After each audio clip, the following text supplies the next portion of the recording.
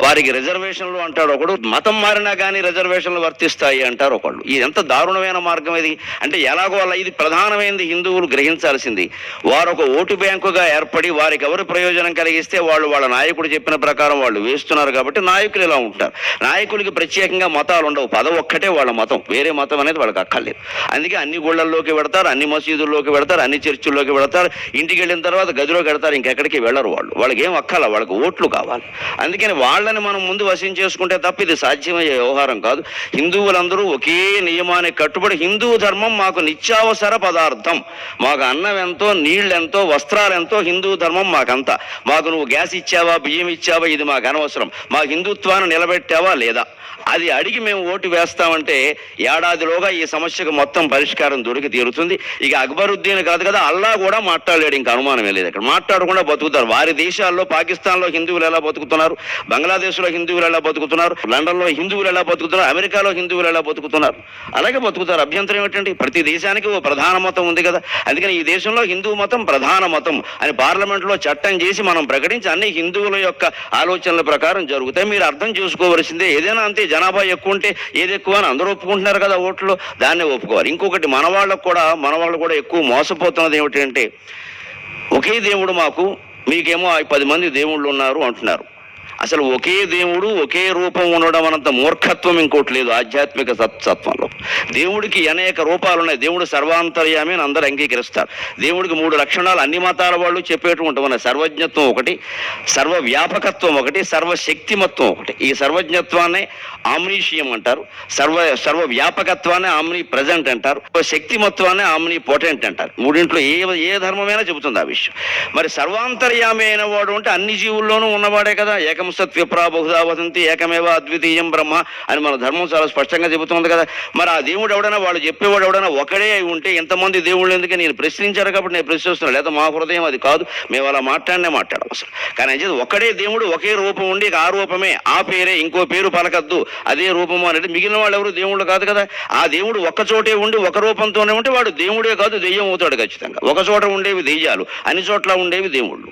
హిందువుల నమ్మకం అన్ని చోట్ల ఉంటాడు దేవుడు, హిందువుల దేవుడు మాత్రమే దేవుడు, అనుమానం ఏమి లేదు. అన్ని చోట్ల ఉంటే దేవుడు అంటారు తప్ప ఒక చోట ఉంటే దేవుడు అనరు దాన్ని. అయితే ఒకే దేవుడు అనే భావనే తప్పు. హిందువులు ఎవరు ఆ పిచ్చిలో పడకూడదు అసలు. మనం పూజిస్తున్నది ఒకే దేవుణ్ణి అనేక రూపాల్లో పూజిస్తున్నాం తప్ప ఎంతో మంది దేవుళ్ళను మనం ఆరాధన చేయటం. భాద్రపద మాసం అంతా వినాయకుడికి 9 రోజులు పూజలు చేశాం. ఆశ్వీజ మాసం వెంటనే వచ్చింది, వాళ్ళ అమ్మగారికి 10 రోజులు పూజలు చేశాం, దసరా అని. తర్వాత కార్తీకం వచ్చింది, కుటుంబాన్ని పోషించే వాళ్ళ నాన్నగారికి నెలంతా చేశాం. ఇప్పుడు ధనుర్మాసం వాళ్ళ మేనమామ విష్ణుమూర్తికి చేస్తున్నాం, మనం ఏం బాధపడట్లా. రేపు సంక్రాంతి పండుగ వస్తే సూర్యారాధన చేస్తాం, రథసప్తం వస్తే సూర్యారాధన చేస్తాం, శ్రీరామనవమి వస్తే శ్రీరాముడిని ఆరాధిస్తాం. ఇన్ని రకాలుగా చేస్తూ కూడా ఎక్కడ హిందువు తన విశ్వాసాన్ని కోల్పోవడం లేదు. అంచేత వాళ్ళ బలహీనత ఏమిటంటే ఇతర మతాల వాళ్ళకి పక్కకు ఆలోచిస్తే మనం మర్చిపోతామేమో, కోల్పోతామేమో. అంటే నీ మతంలో ఉండే బలహీనత అంతా తెలుస్తూనేమో స్పష్టంగా. దీనికి ఏ వేదిక మీద ఎవడొచ్చి మాట్లాడినా ఏ మతం గొప్పదో వాదించడానికి కూడా మేము సిద్ధంగా ఉన్నాం. అన్ని మతాలు సమానమని మేము అంగీకరించాం. అసలు మాకు కుదిరే వ్యవహారం కాదు. ఖచ్చితంగా వైదిక ధర్మమే గొప్పది, హిందూ మతమే గొప్పది, దాన్ని మించిన మతం లేదు ప్రపంచం మొత్తం మీద. ప్రపంచం మొత్తం మీద ఏ వేదిక మీదైనా ఎవడైనా అంతకంటే గొప్ప మతం ఉందంటే వాదించడానికి సిద్ధంగా ఉన్నాం, శాస్త్ర ప్రమాణాలతో. అడ్డగోలు వాగుడు మాట్లాడొద్దు. ఇంకొకటి ముఖ్యంగా ఆయన అసలు ఆంతర్యం చాలా మంది గ్రహించారో లేదో పాపం, ఆయన బాధ ఏమిటంటే హిందువులకు ఎక్కువ పండుగలు ఉన్నాయి, నెలలో 2 రోజులు సెలవులు ఎక్కువైపోతున్నాయి, మాకు ఎక్కువ పండుగలు లేవు, మాకు బక్రీదు రంజాను 2 ఉన్నాయి. అందుకని కూడా పాపం పండుగల సెలవుల గురించి కూడా కాదు ఆయన ఆవేదనలా ఏంటంటే వాళ్ళు ఎక్కువ మంది మత కలహాలు సృష్టించి రౌడీ షీటర్లుగా ఉన్నారు. రౌడీ షీటర్ అంటే కేడీ, నోన్ డిఫాల్టర్. మళ్ళీ జరిగే అవకాశం ఎప్పుడున్నా వాడిని తీసుకొచ్చి ముందే లోపలేసేస్తారు. అందుకని మా వాళ్ళనేమో ఏడాదికో 20 సార్లు లోపలేసేస్తున్నారు. ఎందుకంటే హిందువులకు 20 పండుగలు ఉంటాయి కనీసం. మాకు 2 పండుగలే ఉండడం వల్ల హిందువుల్ని 2 సార్లు వేస్తున్నారు. ఆయన అసలు బాధ ఇది. అంటే వాళ్ళు రౌడీ షీటర్లు ఎక్కువ అని ఆయన అంగీకరించేసాడు. అనుమానం ఏముంది? ఇంకా తీవ్రవాదులు మాకు మిత్రులు అన్నారు, పాకిస్తాన్ వాళ్ళు మాకు మిత్రులు అన్నారు, కసబ్ను ఉరి తీసినందుకు మేము సానుభూతి చూపిస్తున్నామన్నారు. అంత తెలిపోయింది కదా. ఇంకా దానిపోటీ అందరినీ ఉరి తీయాలంటారు. ఇంకా దీన్ని బట్టి స్పష్టంగా ఆంతర్యం వీళ్ళు తీవ్రవాదులను వీళ్ళే ప్రచారం చేస్తున్నారు, వీళ్ళే తీసుకొస్తున్నారు, వీళ్ళే సాయం చేస్తున్నారు. అందులో అనుమానం ఏముంది? అందులో ఆయన ఒప్పుకున్నాడు కదా ఆ విషయాన్ని. అందుకని మనం వేరే ఖండించాల్సిన పనే లేదు, ఆయనే ఖండించుకుంటున్నాడు ఆయన మాటల్ని. అందుకని రౌడీ షీటర్లు ఎక్కువగా ఉన్నారు, మా వాళ్ళు పోలీస్ స్టేషన్లకి వెళ్ళి ఇబ్బంది పడుతున్నారు. కాబట్టి మా రౌడీ షీటర్లు తగ్గడం కోసం మీరు పండుగలు మానేయండి. అని సరిపోతుంది. మేము పండుగలు మానేసిన తదినేలనే పెట్టుకుంటాం, మరి దానికి గొడవలు అయిపోతాయి. మాకు శుభం అశుభం రెండు ఒకటే, కుడి ఎడమ రెండు చూడగలిగిన వాడే హిందూ. అపరకర్మకి శుభకర్మకి పెద్ద తేడా ఏం లేదు, యజ్ఞోపవేతం అటు ఇటు తిప్పడం తప్పితే. అందుకే రెండు సమానంగా భావిస్తాం మేము, సుఖ దుఃఖాలని జయాపజయాలని లాభాలాభాలని అన్నింటినీ కూడా ఇలా ఆలోచన చేస్తే మంచిది. ఇంకా వైదిక ధర్మం యొక్క విశిష్టత ఒక్క మాటలో చెప్పాలంటే, యో యో యాం యాం తను భక్త శ్రద్ధయా అర్చితుమిచ్చతి తస్య తస్య అచలాం శ్రద్ధాం తామేవ విదధామ్యహం అని కృష్ణ పరమాత్మ భగవద్గీతలో చెప్పాడు చాలా స్పష్టంగా. అసలు ముస్లింలకు కానీ క్రైస్తవులకు కానీ బౌద్ధులకు కానీ జైనులకు కానీ చివరికి నాస్తికులు కానీ వాళ్ళ మతాల పట్ల భక్తి కలిగిస్తున్నది నేనే అన్నాడు ఆయన. వాళ్ళ ఆలోచన విధానం వాళ్ళ ఆరాధన పట్ల శ్రద్ధ కలిగిస్తున్నది. యో యో యాం యాం తను భక్త శ్రద్ధయా అర్చితుమిచ్చతి.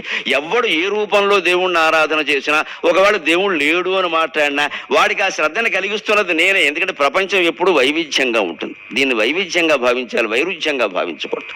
ఇది వెరైటీ తప్పితే కాంట్రవర్సీ కాదు ఇది. అందుకని ఆ వైవిధ్యాన్ని నేను గౌరవించి ప్రేమించి వాళ్ళ దేశాల్లో ఆయా దేవుళ్ళ పట్ల భక్తి నేను కలిగిస్తున్నాను. మేము స్పష్టంగా చాలా బాగా నమ్ముతాం హిందువులం, ఇక్కడ రాముడు అవతరించినట్టే అక్కడ క్రీస్తు అవతరించాడు, ఇంకో చోట ప్రభక్త అవతరించాడు. మేము స్పష్టంగా నమ్ముతాం ఆ విషయాన్ని. బుద్ధుడు అలాగే అవతరించాడు. మాకేమీ ఇందులో ఇబ్బంది ఏమీ లేదు ఆ విషయం. వారెవరు దేవుళ్ళు కాదని మేము అనడం లేదు. కానీ వాడొక్కడే దేవుడు, వీళ్ళెవరో కాదు అంటే మాత్రం ఉరికిన వ్యవహారం లేదు. చిట్ట చివరిగా ఒక్క మాట, సకనముహ ఇందవ ప్రకృతి, సకనముహ ఇందవ ప్రకృతి శౌర్యము చాలియు శౌర్యము కల్గియు అల్పబుద్ధులను సగనముగా భరించితిమి. సగనముగ ఇందవ ప్రకృతి శౌర్యము కల్గియు అల్పబుద్ధులను సగనముగా భరించితిమి. అల్పబుద్ధులను సగనముగా భరించితిమి. సర్వమెరింగిన వారమౌట. హిందువు అనేవాడు సర్వజ్ఞుడు. ఒక్క భగవంతుడి గురించి తెలిస్తే ఇంకేం తెలుసుకోవలసిన అవసరం లేదని మేము భావిస్తాం. మాకు భగవంతుడి గురించి ఎప్పుడైతే అర్థమైందో ప్రపంచం అంతా అర్థమైనట్టే. అందుకని సర్వము తెలిసిన వాళ్ళం కాబట్టి ఇతర మతాలని ఇతర ధర్మాలని సగిస్తున్నాం తప్ప చేతకాని వాళ్ళమని అనుకోవద్దు. సగనముగ ఇందవ ప్రకృతి శౌర్యము గల్గియు అల్పబుద్ధులను సగనముగా భరించితిమి. సర్వమెరింగిన వారమౌట.